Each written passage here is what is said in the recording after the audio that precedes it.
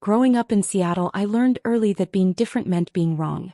My older brother Kyle was 33, athletic, outgoing, working in tech sales like a proper Seattle professional. My sister Lauren was 31, married with 2 kids, living the suburban dream my parents constantly praised. And then there was me, Marcus, 29 years old and gay in a family that pretended to be accepting while making it clear I was a disappointment. "We love Marcus," Mom would say carefully at family gatherings. "We just wish he'd settle down. Find someone. Be more stable." What she meant was be straight. Be normal. Be someone they could brag about. Our family's modest wealth came from my mother's rental property investments. Mom had started buying properties in the early 1990s when Seattle real estate was still affordable. Her first duplex in 1993. 2 more properties by 1998. By 2010 she owned 6. By 2018 she owned 9 rental properties scattered across Seattle, Tacoma, and Everett. Nothing fancy. Mostly older homes and small apartment buildings in working-class neighborhoods that gentrified around them. By 2018, those 9 properties were worth approximately $5.4 million, generating about $19,000 monthly in rental income. Kyle and Lauren always assumed they'd inherit everything. I was never part of that conversation. "Obviously we'll split Mom's estate when the time comes," Lauren would say at holiday dinners. "Kyle and me, we're the responsible ones." Kyle was 33, making $120,000 in tech sales, and spending $150,000 annually. Expensive Ballard condo, leased Tesla, constant international vacations he couldn't afford. Lauren was 31, a stay-at-home mom whose husband made $70,000. They lived in a house they could barely afford in Bellevue, constantly stressed about money while maintaining the image of suburban success. My parents adored both of them. I was 29, worked as a software quality assurance engineer for a gaming company, and lived quietly in a small apartment in Capitol Hill. I made $81,000 a year, drove a practical Mazda, wore thrift store clothes, and lived openly as a gay man, which my family accepted in the way people accept things they wish weren't true. "Marcus works in gaming," Dad would say dismissively when people asked. Not with pride. Just with the implication that I hadn't achieved real success like Kyle or settled into real life like Lauren. My relationship with my mother was complicated.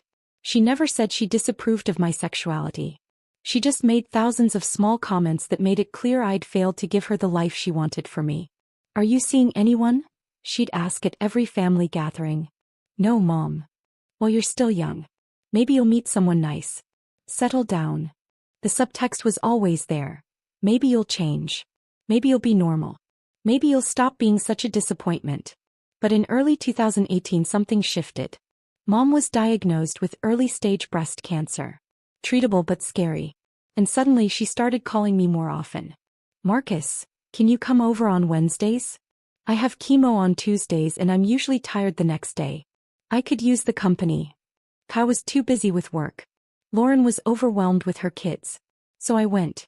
Every Wednesday for 18 months, from February 2018 through August 2019, I sat with my mother during her recovery days. We didn't talk about my sexuality. We didn't talk about my disappointing career. We just talked about her life, her fears, her regrets, her property investments, her concerns about the future. "Marcus," she said one Wednesday in July 2019, "Kyle has been helping me manage the rental properties for the past 2 years. He says he's optimizing revenue streams. But I'm seeing less income than I used to. Can you look at the numbers?" Quietly. "I don't want to accuse him of anything, but something feels off." "Mom, I do software testing, not financial analysis." "You find bugs, don't you? You find things that aren't working right? That's all I'm asking. Please." What I found over the next 2 months made me sick with betrayal and rage. Kyle had been systematically stealing from Mom's rental properties for 3 years. Not mistakes. Not aggressive business tactics. Deliberate, calculated theft. It started when Kyle convinced Mom to let him professionalize the property management in 2016.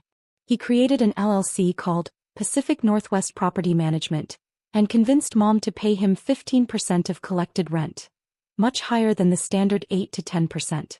But that was just the beginning. Kyle submitted invoices for property maintenance, repairs, and upgrades through various LLCs he'd created. The work was either never done, wildly overpriced, or performed by discount contractors for a fraction of the build amount. Roof replacement on the Tacoma duplex. Build $53,000, actual cost $27,000. Difference, $26,000 to Kyle's accounts. Foundation repairs on the Everett property. Build $41,000, never done.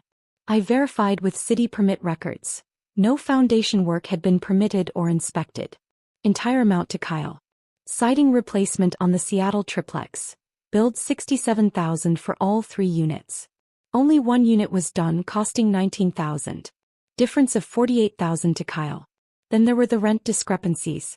Kyle collected market rate rent from tenants but reported lower amounts to Mom, pocketing the difference. I verified by contacting tenants. They confirmed they'd been paying significantly more than Kyle reported. Missing security deposits totaling $38,000 over 3 years. And perhaps most brazen, Kyle had convinced Mom that 2 properties needed extensive renovations and should remain vacant. For 7 months, Mom received 0 income from these properties. But I found the tenants. They'd been living there the entire time, paying rent directly to Kyle's LLC. By September 2019, I documented $380,000 in theft over 3 years.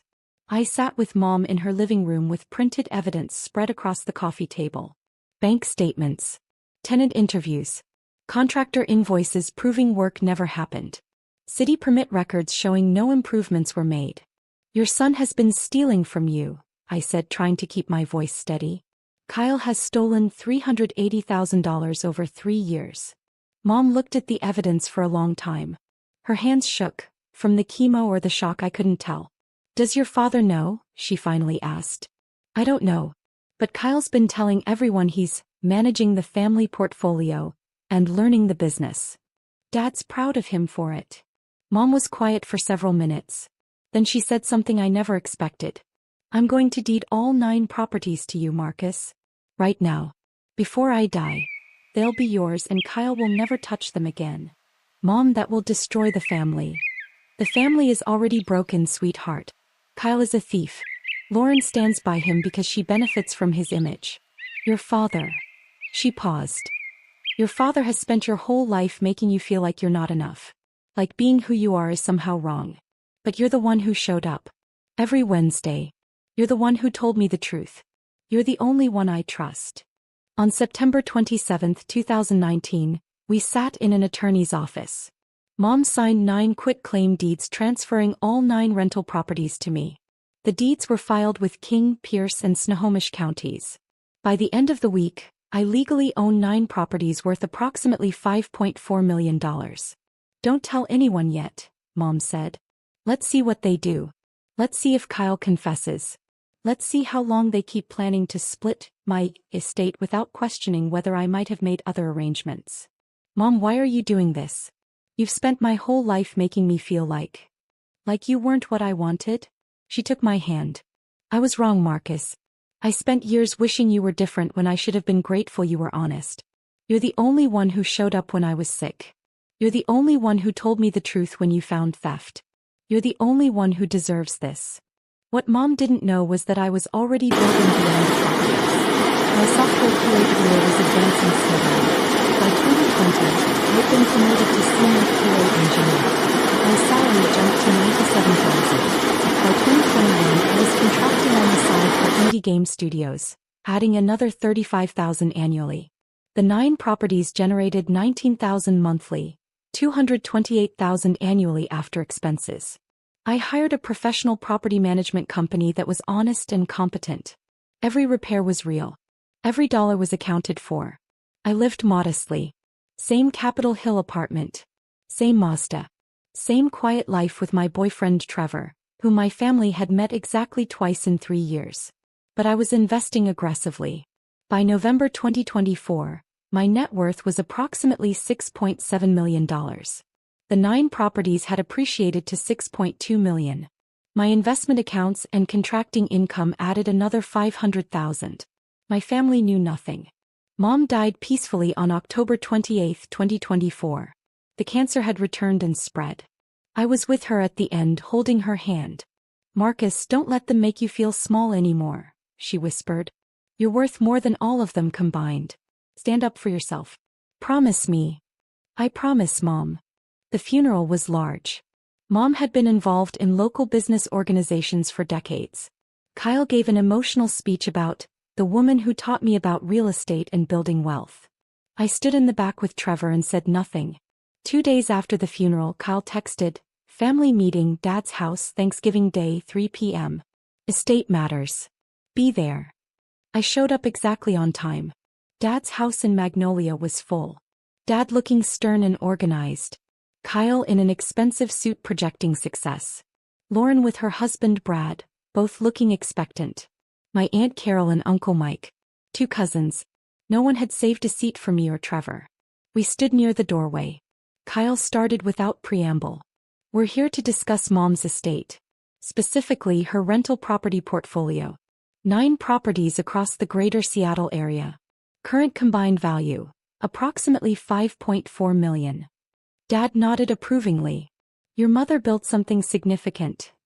Lauren and I have been discussing the best approach," Kyle continued. "Given market conditions and our respective situations, we believe the smartest move is to sell all 9 properties and split the proceeds." "Split 3 ways?" someone asked. Kyle glanced at me dismissively. "No. Lauren and I will split it. Marcus abandoned the family years ago. He barely visited Mom. He showed no interest in the properties. He doesn't get a share." Lauren nodded agreement. "That's fair. Kyle and I were actually present in Mom's life." I almost laughed at that. Kyle visited maybe once a month. Lauren came for major holidays. I'd been there every Wednesday for 18 months. Dad spoke up. "I agree. Marcus made his choices. He chose his lifestyle over family. He doesn't deserve a share of what your mother built." The room fell silent, everyone waiting for me to object, to argue, to fight for inclusion. Dad, I just smiled. "Okay," I said simply. Kyle looked confused by my easy acceptance. "Okay. Yeah. If that's what you've decided." I took Trevor's hand. "We're going to head out. Happy Thanksgiving, everyone." I walked toward the door. "Wait, that's it." Lauren called after me. "You're not going to fight this?" I turned back. "Fight for what? You've made your decision. Enjoy your sale." Trevor and I left. As we drove away, he looked at me. "You okay?" "I'm perfect," I said, pulling out my phone. I had 3 missed calls from a Seattle number I recognized. My real estate attorney, Michelle Park. I called her back. "Marcus, thank God. Your brother just contacted me. He says he's representing your mother's estate and wants to list all 9 rental properties for sale. He's asking for access to property documents and tenant information." "What did you tell him?" "I told him I'd need authorization from the property owner. He said he is the owner as executor of the estate. I told him that wasn't accurate and I'd be in touch. Marcus, he's also contacted 3 other real estate agents trying to get listings. File a cease and desist immediately. Send copies to all agents he's contacted. Make it clear that any attempt to sell, lease, or in any way transact business involving these properties without my explicit written permission will result in immediate legal action." Done. "Do you want to pursue anything else?" "Yes. Contact David Kim at Financial Forensics Northwest. Tell him I'm ready to move forward with the full investigation and criminal referral we discussed. I want a complete forensic accounting report on all financial irregularities from 2016 through 2019, with specific focus on the $380,000 in documented theft. I'll call him immediately. And Michelle? I want the cease and desist to be very clear about one thing. These properties were transferred to me in September 2019. They have not been part of my mother's estate for over 5 years. Anyone attempting to claim otherwise or to transact business involving them is attempting to steal property they don't own." "Understood. I'll have everything filed within the hour." Trevor was staring at me. "You've owned the properties for 5 years?" "Since September 2019. Mom transferred them when I showed her Kyle was stealing from her." "And you never told your family?" "Mom asked me not to. She wanted to see what they'd do. She wanted to see if Kyle would confess. If anyone would question their assumptions." I smiled. "Looks like we have our answer." The next 48 hours were chaos that unfolded exactly as I'd anticipated. Hour 6. Kyle received the cease and desist via email and certified mail. He called me 14 times. I didn't answer. Hour 12. Lauren called, then Dad, then Kyle again. I blocked all their numbers. Hour 18. Kyle contacted the property management company I'd hired, claiming he was the owner. They informed him they only took instructions from Marcus Morrison, the legal owner of record. Hour 24. Kyle went to one of the properties and tried to enter with his old key. The locks had been changed years ago. A tenant called police about someone trying to break in. Kyle was detained and questioned. Hour 36. Dad showed up at my apartment. Trevor, who's 6'3" and works in security, answered the door and very politely explained I wasn't available. Hour 42. Kyle contacted a real estate agent and tried to forge documents showing he had authority to sell the properties.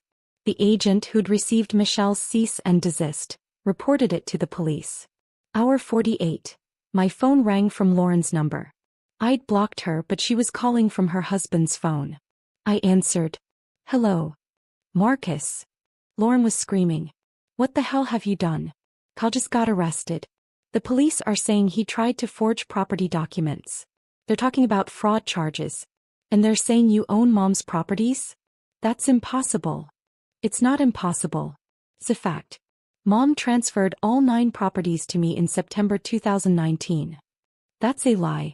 Mom wouldn't. She was going to split everything between Kyle and me. She was going to. Until I showed her that Kyle had stolen $380,000 from her over 3 years.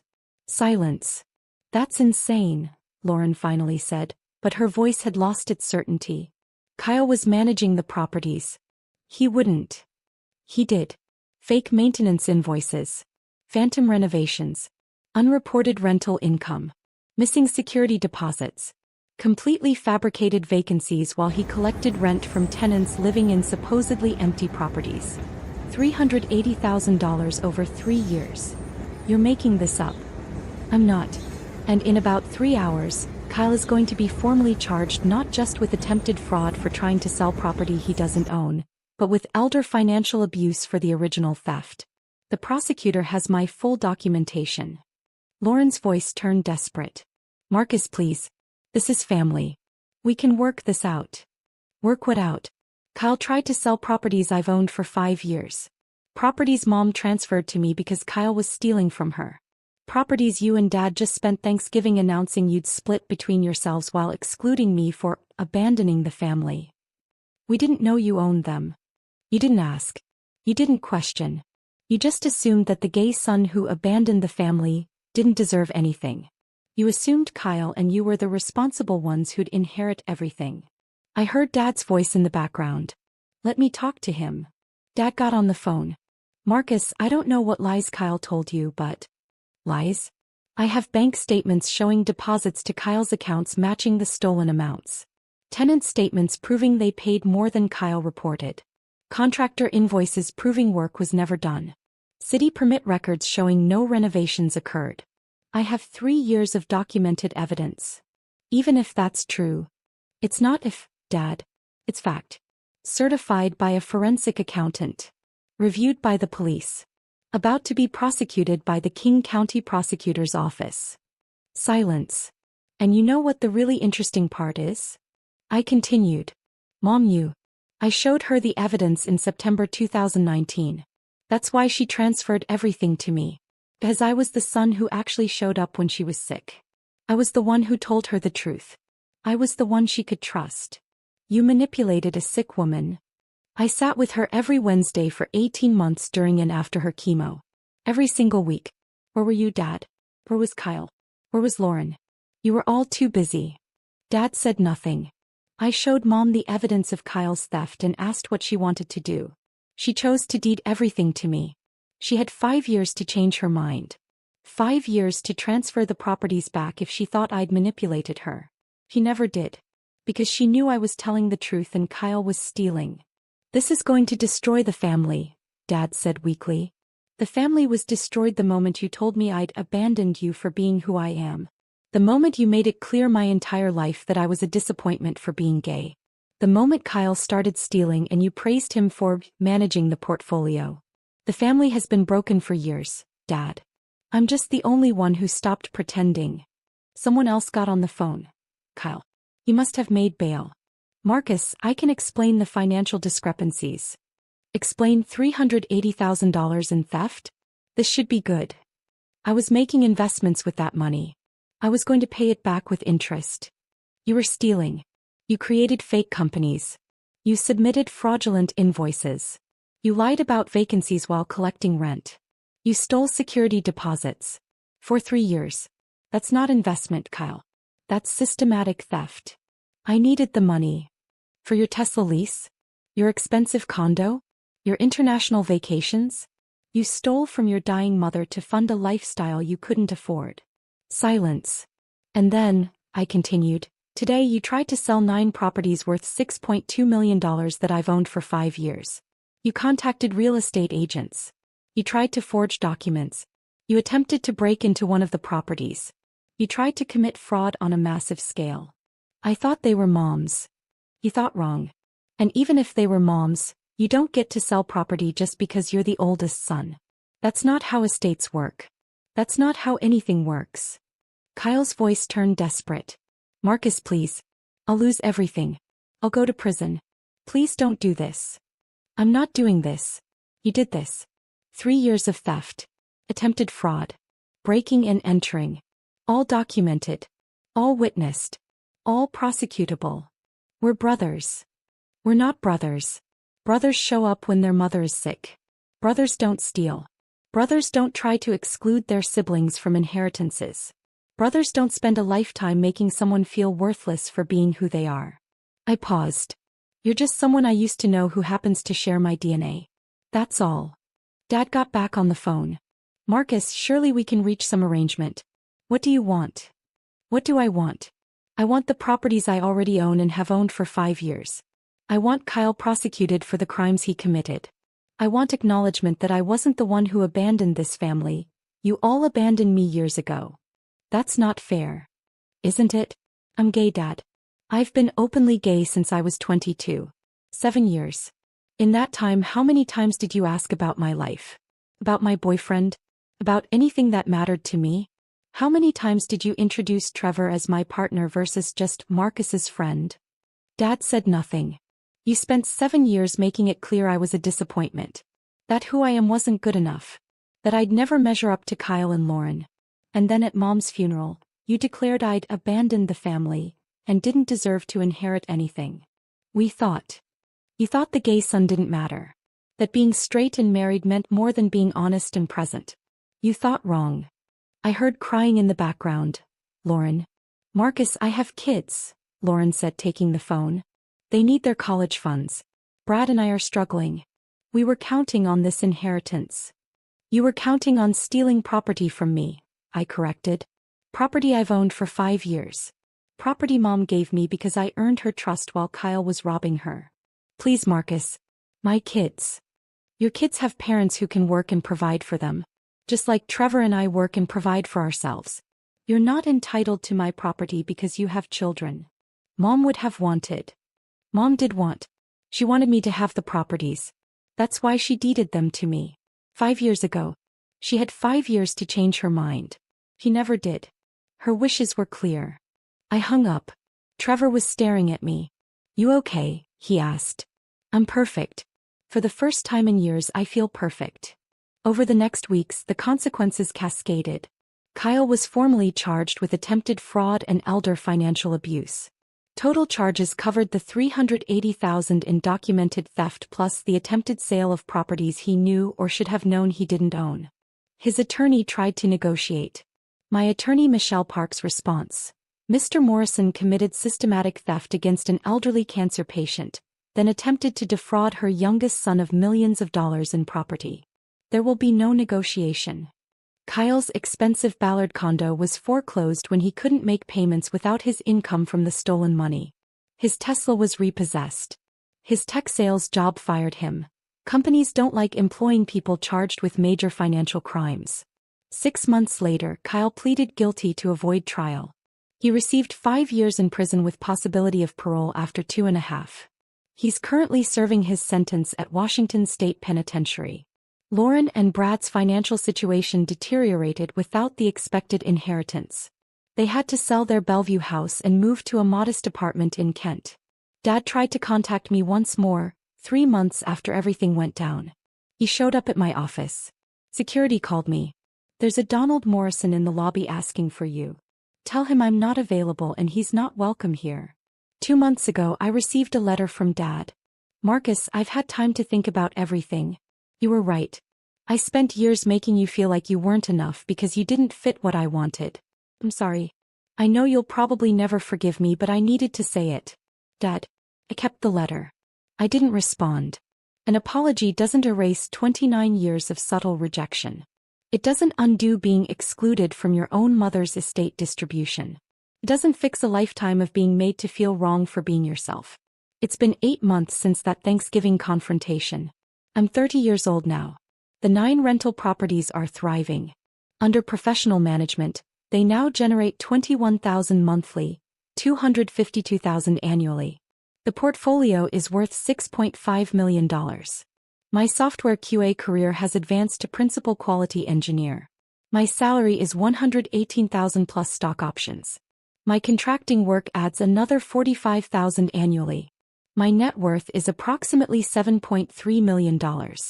Trevor and I bought a beautiful house in Fremont with a view of Lake Union. We got married last month in a small ceremony with friends. No family invited. We travel extensively. We just returned from a month in Portugal. We live exactly the life we choose. I donated $100,000 to the Trevor Project in my mother's name. The plaque reads, "Eleanor Morrison, she learned to see value she almost missed, chose truth over comfort, and ultimately chose love over expectation." Because that's what Mom did. She spent years wishing I was different, but when it mattered, when she was sick and scared and vulnerable, she chose to see who I actually was. And she decided that honesty and presence mattered more than being straight or flashy or whatever she'd always thought she wanted. People sometimes ask if I feel guilty about Kyle being in prison. If I regret not sharing the properties with Lauren. If I wish I'd handled things differently with Dad. I don't. Kyle isn't in prison because of me.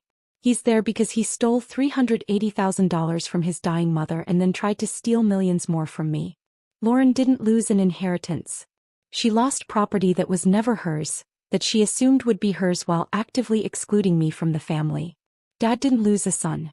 He spent 29 years making it clear I was a disappointment, and he's now experiencing the consequences of that choice. I spent years believing I was the problem. That being gay made me less valuable.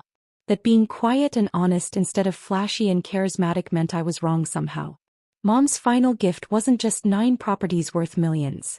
It was the validation that I wasn't the problem. That showing up matters more than showing off. That honesty is worth more than image. That being yourself, even when your family wishes you were someone else, is the only way to live with integrity. Last week, I started a foundation providing housing assistance to LGBTQ+ youth experiencing family rejection. Every young person we help, I think of all those years I felt like I didn't belong in my own family. Every safe bed we provide, I honor Mom's choice to ultimately see me as I am. Kyle saw properties as a source of income to steal. Lauren saw them as an inheritance she deserved without earning. Dad saw them as irrelevant to the son he'd already dismissed. Mom, eventually, saw them as a way to make things right with the son she'd almost lost to her own expectations.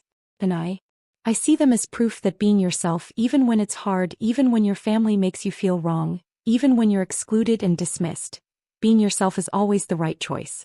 Because the people who matter will eventually see you.